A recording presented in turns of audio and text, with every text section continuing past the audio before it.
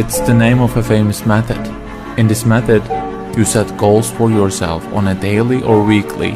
You start to put cross to the days on which you have reached your goal. You make a chain with these crosses and you don't give up. You don't break that chain. But we have a problem.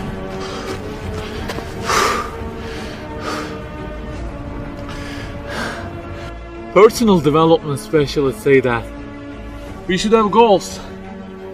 You know, they say like, don't sleep more than 6 hours, learn a language, finish a book every week, don't stop, always run, don't give up on your dream, don't break the chain.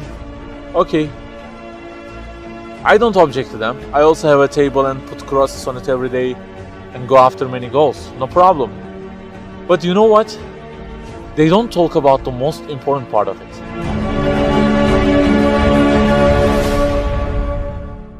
Let me give you a simple mathematical example. Try to imagine that you are adding numbers, and imagine that the numbers you have added up to this year is, for example, 35 in total, and you start from this year. For example, you will add 4 in this year, and then add 8 in next year, and it goes on. And there is an unknown time which counts down, and when it ends, you can't add any other number. Okay, you start the addition. Plus 4, plus 8, plus 7, plus 3. You add ambitiously, you keep adding and adding. Plus 6, plus 5, and okay, they say time is over. Then you realize that you have added the numbers into a giant parenthesis, and there is a zero multiplication at the end of it. It wipes out all the numbers you have added all those years, and the result becomes 0. Of course, you are disappointed. All your efforts have been wiped out by the 0. A regret arises inside of you. You say, I wish I had seen the whole picture at the beginning and realized that 0 and changed it with 1 before I started the addition. I think you got the point. Okay, guys, you may have goals for this year and afterwards. Learning a language, finishing a book every week, increasing your monthly income to $15,000, not sleeping more than 6 hours, etc. But for what? For what do we set goals exactly? Why don't we break the chain? If it is just for a more comfortable or a more respectable life, remember that all this will already be 0 with death. The death will wipe out all of them. The person who knows English will be equal with the one who doesn't know. The one who earns more will be equal with the one who earns less. The one who can reach his goals will be equal with the one who can't. So, if at the end of it, the death will 0 everything, so what is the meaning of adding more numbers with an ambition? It just increases the degree of the disappointment that you will feel. So the logical thing is seeing the whole picture at the beginning. In this life journey, which will end in an unknown time, my first job must be to prevent death from being 0. Well, can I really prevent death from being 0? I mean, since everything will leave my hands and will be lost, is there any other way that would transform them into something eternal? I mean, isn't there any kind of stamp for eternity that would impress all of the things that I possess and say, look, there is a seal on them and you can't wipe them out, okay? They will remain forever. The only one to say such a thing is the owner of the everything. And he says, Kullu shay'in halikun.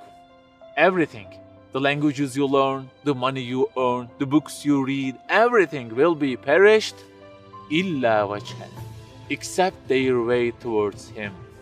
So the creator of our life says, if your intention is towards Allah, if the thing you do is for His acceptance, it won't disappear, it will be transformed into eternity in paradise.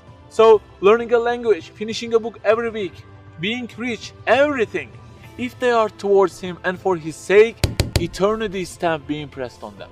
For example, in this year, I will study English for 10 minutes daily. For what? Because serving Islam in the field of English is so important, and I want to gain acceptance of my Lord with it. That 0 has turned into 1. This year, I will finish a book every week. Why? Because this is the way of being a more sophisticated person and serving Islam better, and Allah who is eternal will be pleased with it. Good news, that 0 has turned into 1 because now His acceptance is your intention. I aim increasing the income of my company to $150,000. For what? Because I will spend that money on spreading the message of the Quran to the whole world and the publications that would please Him. you have exterminated the zero because now your goal is towards him. We add and add like this through our lives, and they don't end with death. People who seek Allah's sake in their actions kill their death. Death cannot zero their additions. If the thing we do is for his acceptance, it is not mortal. You may say, I don't really love him that much, and maybe I don't really believe in him that much either. So how can I do everything for his sake? I don't even know who he is. My brother or sister, that's the problem. You don't even know who he is. And actually, it is our first job in this life. Recognizing him, that's the first step. The more you recognize him, the more you love him. And the more you love him, the more you seek his sake in your actions. So learn about him.